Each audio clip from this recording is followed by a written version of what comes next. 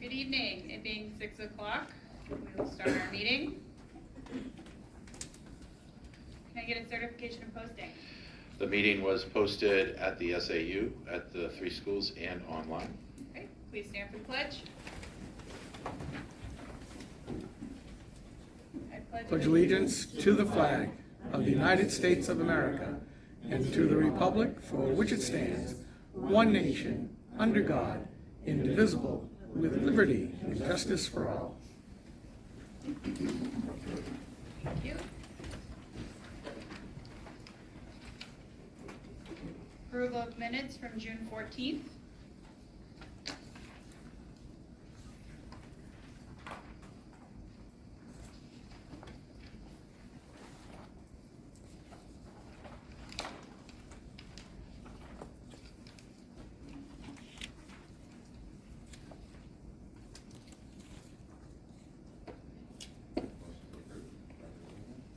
Motion to approve June 14th, Guilford Joint School Board meeting minutes.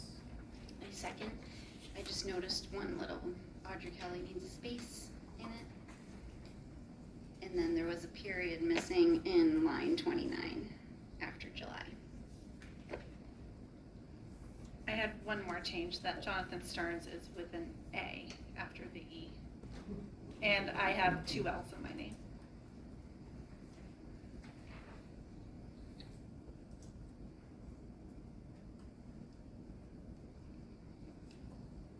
Unlike your daughter.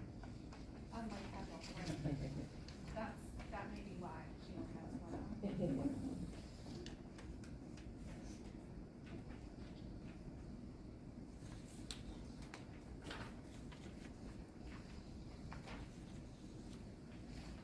All right, any other corrections? Any further discussion? All those in favor? Any opposed? Any abstentions? Minutes passed. All right, we've come to the first public comment. Please state your name and your address. This item is intended to give Guilford and Gilmanton citizens a voice and the GSD an opportunity to hear directly from the citizens. This time is not intended for questions and answers. Questions about programs, practices may be directed to respective administrators during the school day.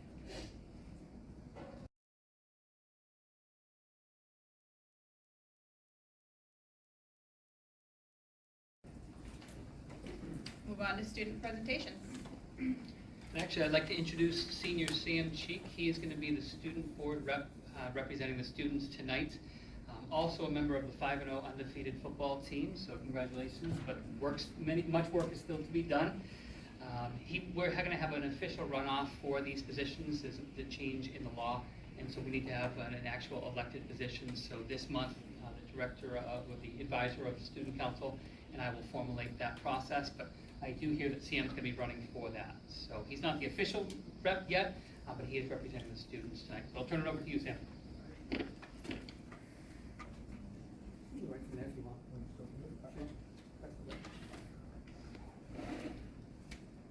Hi, nice to meet you all. So first I'll start off talking about the 9th grade elections. So the freshmen came into this year obviously not knowing half of their class. So we waited about a month till we held these elections, so the Guilford kids got to know the Gilmanton kids. And then Mr. Nazer, who was the advisor that Mr. Esperanza just mentioned, he helped the student council put together a freshman kind of election where they all went to the auditorium as a class, and whoever wanted to give their speech and run gave their speech. And then over Google form, the actual ballots got sent out, so then they could have like a formal class representation and president, vice president, such so that they can organize things like the craft fair and things like that coming up, so they can get a good head start funding for their class. This month, on the 17th and the 24th during advisory. Those are Mondays. Hannaford's and Shaw's were generous to donate us some pumpkins. So each advisory is going to be able to carve a pumpkin, and we're hoping that as long as they all turn out well, that we'll be able to send them to the Laconia Pumpkin Fest, just kind of an advisory bonding activity. And then homecoming was this past week, which I have a lot of fun during homecoming week. We get to do Spirit Lawways, which we saw a ton of turnout at Lawways. I think all the classes had a lot of fun. And I think the teachers enjoy it too, get to walking through on that morning, that Friday morning. And all of our sports teams did very well that Friday, Saturday homecoming as well. I think we only had one team that didn't end up winning. And we had a homecoming dance for the first time in years, which our senior class put on. And I think there was over 100 kids there. We had a lot of kids, which was nice. I don't think we expected that many, but it was a very good turnout. And then the National Honor Society, which I'm a part of, we're holding a blood drive tomorrow through the Red Cross. It runs from 8 to 1, so if anybody would like to donate blood tomorrow, there's still some openings, I believe. And so that's just kind of a good way to help out everything that's going on right now. Thank you. Thank you, Sam. Hope to see you back here. Anyone have questions for Sam? This isn't really a question, but I just wanted to throw out a thank you to Mr. Accolano. The schedule for the sports was great this homecoming so that the kids could participate and watch the other teams, it was kind of like going back to 1994 when we all could just roll over to the next game. So it was great just to see that spirit back again and kids cheering each other on, and then obviously having the football game under the lights at the end was just like the icing on the cake. So it was really great to see the kids out and enjoying it all. So. Thank you. Thanks, Sam. Superintendents report. Thank you. The Gilmington and Guilford leadership team has been able to meet once in September. One of the things that we've decided to focus on this year is math and world language, particularly that 8th to 9th grade transition for those two areas. Those are two areas where students in the 8th grade can receive credit coming into the high school. We've had some changes certainly in the middle school in Guilford, as well as in the high school in the math department, as well as in the world language. So just looking to get those two areas really secure as far as those transitions go moving forward. On September 23rd at the Rotary meeting, a couple of Fridays ago, the robotics team came from the high school and gave a presentation, as well as displayed their robot and showed how that worked. This is the robot from last year, and we've heard that there will be more grants for the robotic team coming from the Department of Ed this year. We haven't scheduled a high school options committee team meeting yet, but we should continue to have that group going this year, we hope. Parent Square has been rolled out. Hopefully the communication is going well with parents. School board members are getting communication. Looking for feedback, if there is any feedback on that. The district has put together a diversity, equity, inclusion district team that's going to go up to Plymouth State University in October to do a training there on campus with other school districts. Plymouth State is running that training. And again, we have administrators and teachers from all three of our schools attending that training. Right now we have work sessions scheduled for the Guilford School Board for the budget, October 18, 19, and 20. In the past, we've had the Gilmington representatives show up on the first evening, tried to do all of the budgets that impacted Gilmington on that first evening, and I would assume we would do something similar this year if that October 18 date works for the Gilmington representatives to come to Guilford that evening. The Meadows Committee has met this fall. They're looking to establish a field name and put a sign out along the field there. There was money that was approved by the voters in Guilford this past year to use for the Meadows property. This is for buildings specifically. There's one part of the buildings for that work, and we're going to hopefully target some of that work later this school year. We're planning on working with an architect and an engineer, doing some planning for the high school locker room project here at Guilford High School. We're looking to push that, or have pushed that project out. The earliest we would do that is 2024 and 2025 school year. We're finding that the price of doing some of this work right now is extremely expensive, and so just trying to get a better feel for what the cost of some of this work is. The town has worked on, or is working on, the dugouts over at the baseball field. That's where we play our home baseball games, and those should be ready to go for the spring baseball season. And lastly, we have Homeland Security coming to the high school on October 19th to do an assessment of the high school on the safety features here in the high school. And the EOP committee is meeting, I think, is that this Friday, Tim? Thursday. And Tim continues to lead that work. And just thank you to Tim for doing that. Tim, Danielle, and Jesse have done some work on our EOP plans as well. Any questions? I just have a comment, Kirk. The 18th, I know that the Gilmanton has a rescheduled board meeting for the 18th, so maybe one of the other dates would work best for the Gilmanton board when you get to that point. Yep. And I also just want to make sure that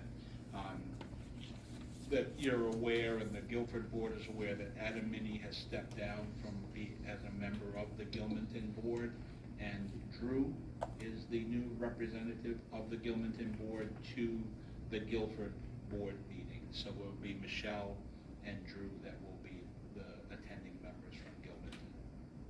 Fantastic, thanks. Yeah, can you guys do the 19th? We're in hopes that traditionally we've been able to do it in 2 days. I don't want to break that tradition. Nope. In my head, I had it penned that we were going to have it on the Monday, so, but that was in my head. So I'm completely available on that Wednesday. Are you, Drew? Cool. Thank you. Thank you.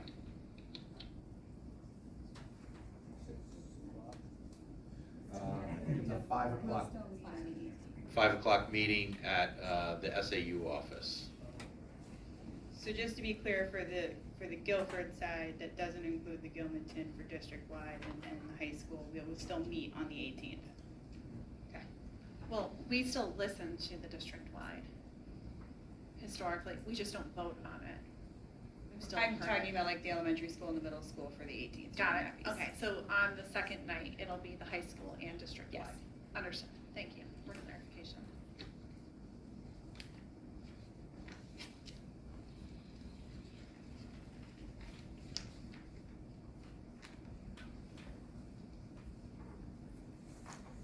All right, no items to vote on or, okay.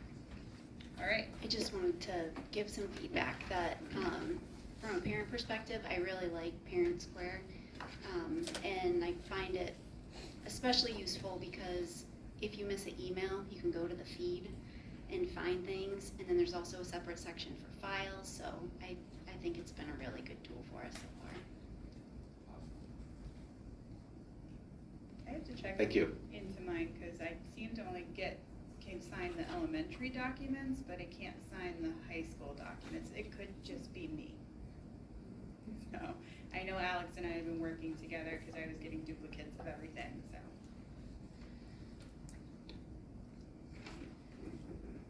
All right, high school principal report. Great, thank you. And Mr. Tim Goggins, the assistant principal, and I are going to play off one another just to go over the report. We were looking at different ways on how to meet all the freshmen. The administrative team with the students coming off of 2 years of in and out of remote learning, in-school learning, then also with the pandemic, the quarantines, we said we need to get in front of the freshmen immediately to learn who they are. So we felt it was important to coin freshman seminars. So the member of the administrative team meets with 10 to 12 students every couple days. And so that way, by the end of Try-1, we will have met with every single freshman.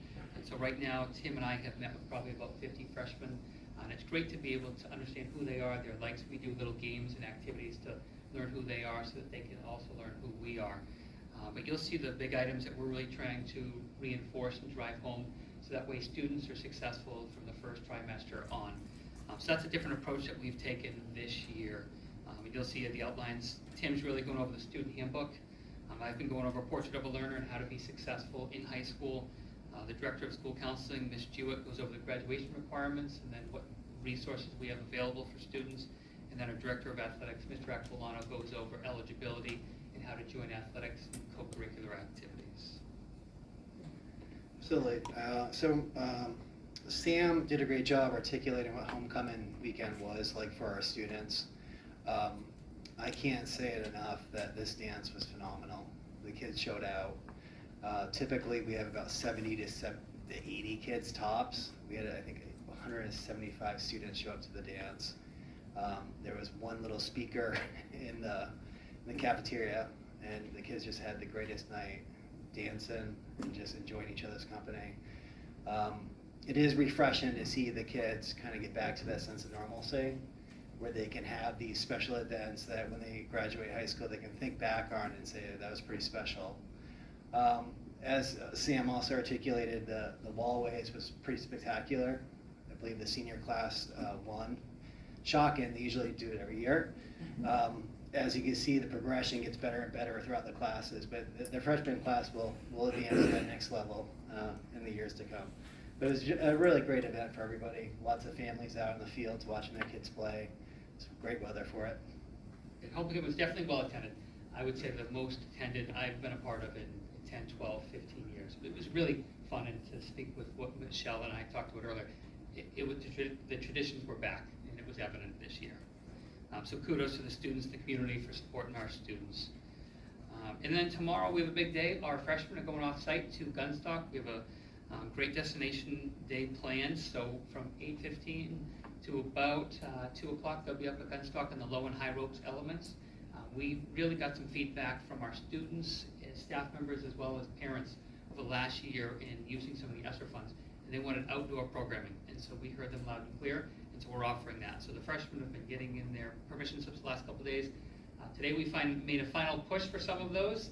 However, we're ready to go tomorrow, and that's going to be a great event. The weather is cooperating. A little cold in the morning, but I think they'll be fine. So we're looking forward to bringing them pizzas and just having a great time with them. And they'll be working with their advisors tomorrow.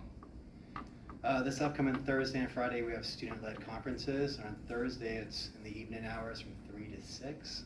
Then on Friday, it's during the school day, 8 to 3. It's student-led, so that essentially means is the students really should be kind of leading that conversation with the teacher and the parent present, showing work artifacts that are relevant to what they're doing in class, kind of showcasing the objectives they're learning throughout the course. It's a great opportunity for the community to come into the school, get a general sense of their teachers that are working with their students. From a bird's eye view, it looks like there's a lot of parents signing up. Typically, it's always been the freshman class that gets the most amount of parents. Then as they become seniors, we see less. But it looks like there's good participation this year, and we're hoping that our students can really center their conversation around Portrait of a Learner and with those 4 characteristics and what it means to them and the class they're currently in. So Scott Driscoll is going to be here on October 11th to speak with the freshman and sophomore classes in the morning, and then in the afternoon, the juniors and seniors. And then at 6 p.m. that evening, we're going to have a parent presentation on talking about the dangers of social media, with the cell phone. So sort of dovetail with that, today we sent out our final poll to parents to see what their perspective was on cell phones in the schools. And so we've already asked for student feedback, from staff feedback, and so this will be the final piece of the puzzle where we can bring this forward and have a discussion with students and then to the school board, just to see what we're doing with that as we move forward. But we felt it was timely that we bring in Scott Driscoll, a former state trooper from Connecticut. He goes all around the nation speaking about this, how to protect students, speak open and honestly with parents. So that'll be 6 p.m. on October 11th. Hopefully you can join. And we've been really putting a plea out to any family in the Lakes region to attend for that. You can talk about it. Sure. We're looking at vetting different master schedules going forward. It's certainly going to be a major process that has a lot of implications, not just on how the bell schedule itself, but policies, procedures, expectations, and what we can offer students. So we're in the beginning stages of beginning that process of looking into whether or not we want to change the schedule. Then from there, we determine what types of schedules are we looking for. And that all begins with a survey. Excuse me. That all begins with a survey that we've been working on for the last, I'd say, 6 months at the admin level, team leaders, and also soliciting feedback from teachers. I think we got this survey in a pretty good spot that we can share it with all 3 stakeholders, that being parents, students, and staff. So we're going to try to kind of triangulate all the information, pull it in, and determine if this is something we want to pursue and put energy and time into. If it is, the next step would be to look at other school districts, what they're offering, what their schedules look like, and does it fit us? Does it fit our needs? And what are our needs? Well, at the admin level, we determine those needs being offer students more personalized learning, offer them more electives, really kind of cater to the individual as much as possible while diversifying what we offer across the board. So from there, we'd like to bring in other school districts and have a roundtable discussion with other school leaders in the state of New Hampshire and see what they're doing, hear the pros and cons of their current schedules, what's working and what's not. Then the third step would be to bring our staff to their schools, to actually meet with their school counselors, meet with their administrators, and see it in action. From there, we'd like to develop a plan, if that is the case that we want to pursue a different schedule of what that schedule is, put it in front of you folks, Mr. Beitler, and have that conversation about next steps. And the last piece that I'll be speaking on is, if you recall, at the end of last summer, we had a conversation with Dr. Bill Preble. He spoke about climate and culture. He did some work with our staff and our students here. The group's called the Triad Team, and essentially we're looking at how can we improve the school climate and culture. And the work that he's doing is so valuable because it's now incorporating students' voice into the process. I think when we want to try to create the change that we need in the school, it starts with hearing what they have to say and incorporating that into the conversation. So Dr. Preble will be starting back up in October, and we'll be taking the next steps to action items.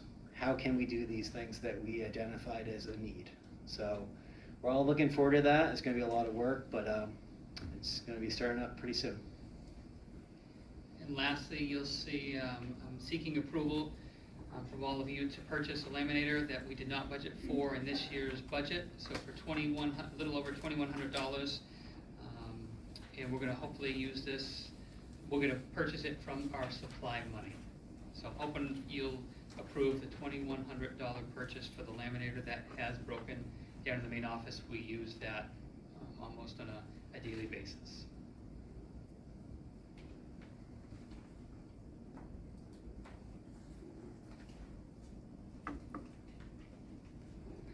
I move to approve the purchase of a $2,195 laminator from McIntyre Business Products. Second. Any further discussion?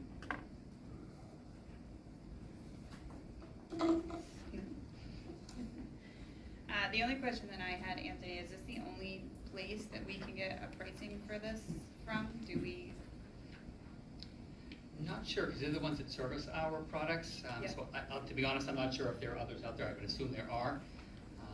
However, I haven't looked to see what other businesses are around that could fulfill this. We just needed to get something in quickly. Does that $2,195 include any servicing of it? It would be the total continuation? replacement. We looked into service, but I think it was It's like $400 or $500 just to be here on site, and then they may come back and just say, you need to replace it all, still at the cost of $21.95. So that's why we felt this was important, to just outright replace. All right. So there's not a service agreement with the $21.95? It's just, Yeah, it looks like that's an additional $419. Yep. We don't feel that we need that. They said, from what your reports are, it's probably broken, and there's nothing we can do. So instead of just charging. For purchasing a new one, you have to opt into this $419 per year agreement to have a maintenance, equipment maintenance agreement. This one's lasted almost 20 years. Okay. I'd like to take a gamble. It's me. so the Well, motion, and honestly, $400 No, for I'm 1 year just is. asking the questions, I would agree. so the motion includes the purchase, not the service? Correct. Correct. Correct. Any further discussion? All those in favor? Any opposed? I've been paper. Thank Thank you, Chairman, for both. All right. Thank you. Any abstentions? Motion carries. Before we leave the principal's report, I just wanted to make a comment that I think that what you're doing with the freshman class and all that is a pretty novel and neat idea. I would say, and I hesitate to say this because it could be applicable all the way up to a 54-year-old guy in a career change from COVID and related interruptions to reality and normalcy. But the sophomore class, at least from Gilmanton, really seems to have missed an opportunity to come together, not just with Guilford, but also within themselves in Gilmanton, because they missed out on all the activities up until the last part of the year when they went and did the thing, but they didn't get their trips and all that. I realized the senior class that graduated didn't get to do the things that they did either. But if it was an opportunity to somehow do something smaller scale for the sophomore class, I have witnessed it. Michelle may have comments because she's got a student in that class as well. Just to think about, some kind of cohesive bonding activities for that class may be worthwhile pursuing. I 100% agree with you. We both do. We feel that way. Great. Yep. Any other questions for Anthony and Tim? All right, thank you. Thank you. Business Administrator's Report.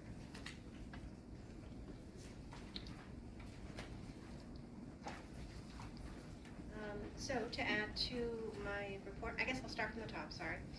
Facilities and food service, we're working on round 2 of 3 testings for our lead in the water testings that's required by the state. We've been, with the new law that's been put in place, we're required to have less than 5 parts per million, which was previously at 15, brought down to 7, and now it's 5. We'll have 3 rounds of testing. We've done 1 round of testing last year, this year will be 2nd, and then we've budgeted for a 3rd round of testing for next year. So we've already had to put a few tags on some of our faucets that are not qualifying at less than 5 parts per million, but those are mostly supply closet sinks, art room sinks, and we'll be tagging those as non-potable. Jonathan's working on the school lunch program application for the state of New Hampshire. And he's also pushing for free and reduced applications, as those will be expiring from the people that were qualified from last year. The business office updates, while not so pretty, it's a fact of reality that's hitting everybody, including us personally. Our electricity rates, we had previously been locked in with a supplier for 0.068 cents per kilowatt hour of supply cost for electricity. Our new contract, which this contract will expire in November, will be locked in at 0.1645 cents, and that's for the next 2 years.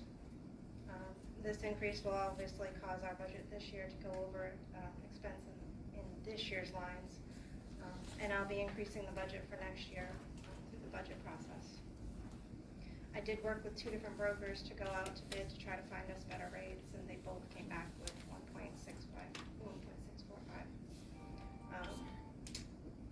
If we didn't broker out, our rate would probably be around 22 cents. Small savings there. As it continues to go up, at least we're locked in. One of my requests for approval in this month, we had previously been using Primex as a source for our trainings, and many of these trainings are required by law that we provide to staff. Primex has been shaky at best with doing it remotely for our staff. It's been kind of hokey. We found through surveying other districts that they use a product or a company called Vector Solutions. The videos are broad. There's a ton to offer. The base product is about $3,000, and that would get us the base of what we're required to share with people. And by going up to an $8,000 subscription, if you will, it has more inclusive training for special education, specifically for the paras, some facilities training, and also food service with additional diversity and inclusion trainings. So I'd like to request the $8,000 package for this year for the district to roll out trainings in this year for 22-23. We have gone through a first draft of budget meetings with administrators, the superintendent, and myself. We have also been forewarned of a 20% increase in our health insurance rates. The town of Guilford has shared that with us, that is what they've received. The official maximum rate will be coming out this week. At some point we'll have the official. I believe today was the day that the Board of Directors for Health Trust met, so we're hoping to hear tomorrow what our guaranteed max is. We had our CIP meeting with the town for our capital accounts, and that plan was approved. We did suggest to them that we were pushing out the locker room project another year just based on costs, and we were still waiting for estimates to be received for our roof projects, so hoping that the $450 was what we were going to need. Today, the estimates have come in from the company that we've long time used, Skyline Roofing, at double what we had projected. So we'll have more conversation about that project throughout the budget process and what we would like to do as far as incorporating either an additional warrant article, putting it into the budget, or simply moving it out another year. And then I guess lastly, I'd just like some conversation about which budgets we want to talk about on which nights, so that if we're going to be at the SAU, the room is small, so who do we need to have there on the 18th, and who would you like to have there on the 19th? And I'll stop there. I've got more, but I don't want to lose what I need out of this month. So yeah, Vector Solutions. All right. I move to approve the $8,000 package for the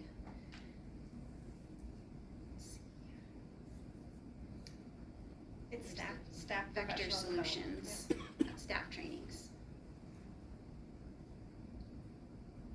there a second?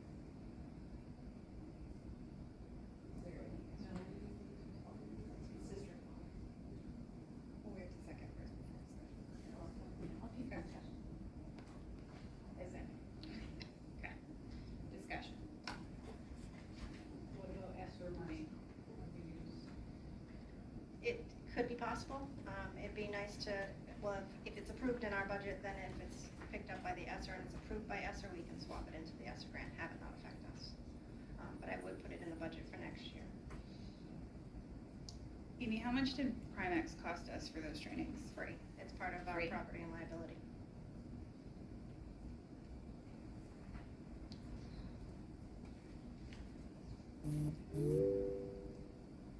Any other questions or discussion for the motion on the table? So that's per year. Yes.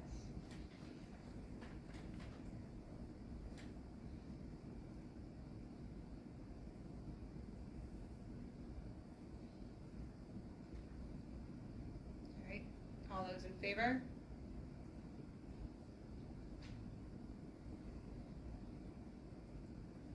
All those opposed? Abstentions?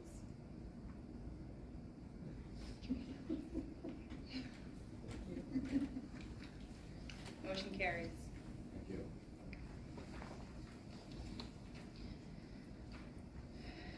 Just a clarification, Amy, that's up to 20% increase, not that it is a 20% increase. Correct. Max, it would be, if the guaranteed max comes in this week, we are assuming it's going to be a guaranteed maximum of 20%.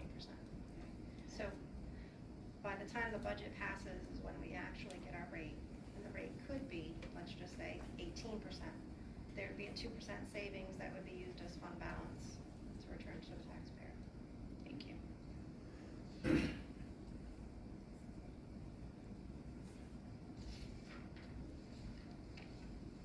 As far as what we need to cover on the 18th and 19th.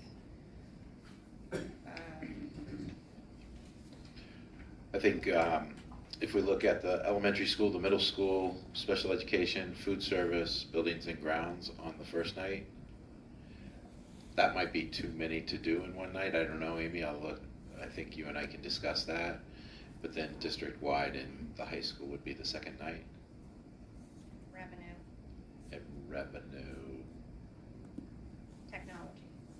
technology.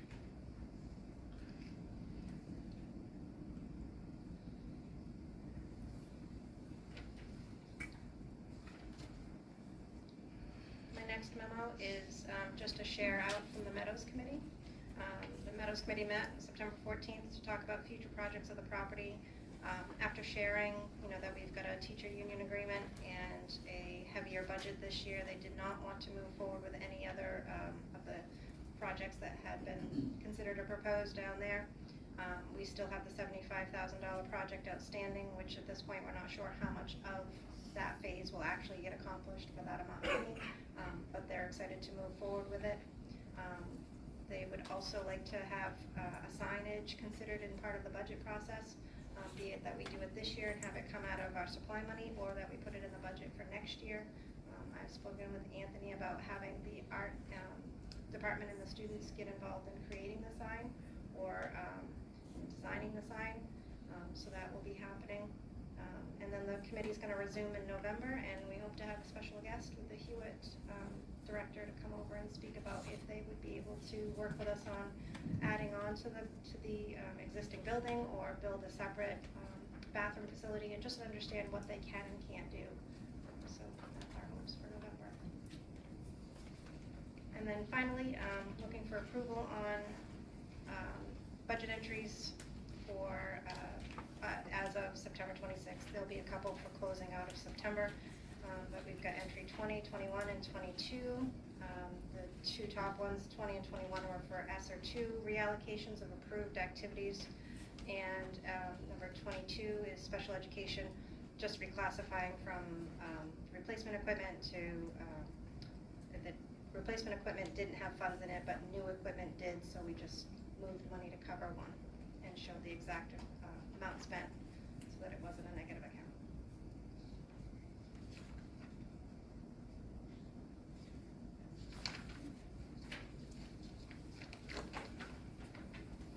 I move to approve entry number 20, number 21, and number 22. Second. Any further discussion? All those in favor? All those opposed? Abstentions? Thank you. Thank you, Amy.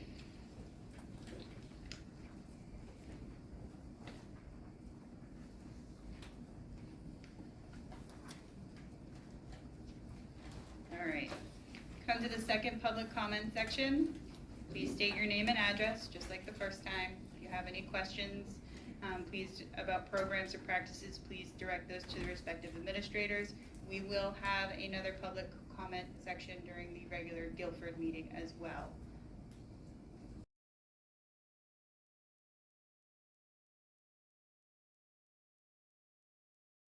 Any other comments? Seeing no one getting up, I will close public comment. And I'm looking for an adjournment of the Guilford-Gilmanton Joint School Board meeting.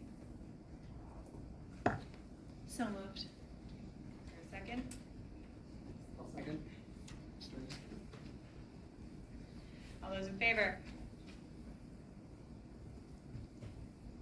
No opposed, no abstentions. Thank you.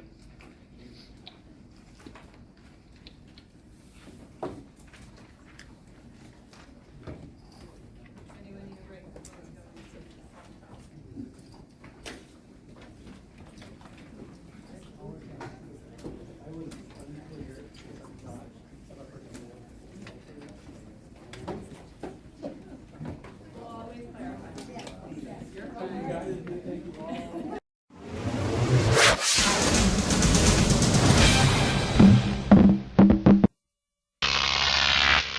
Crop tape.